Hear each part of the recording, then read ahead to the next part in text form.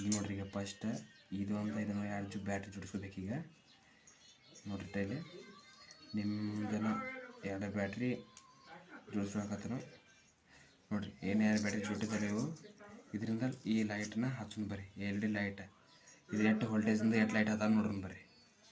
ನೋಡ್ರಿ ಈಗ ನೋಡ್ರಿ ಫ್ರೆಂಡ್ಸ 2 ಬ್ಯಾಟ್ರಿ ನಿಮ್ಮ ಮುಂದೆ ಅದಾವು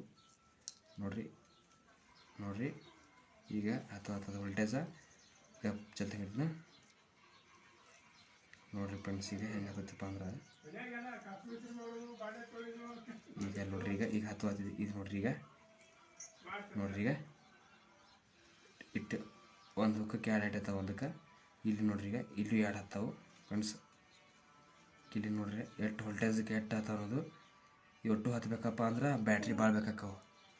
ಈಗ ನೋಡ್ರಿ ಫ್ರೆಂಡ್ಸ್ ಹೆಂಗೆ ಹತ್ತಾವು ಹಿಂಗೆ ಹಚ್ಚೋದು. Thank you friends.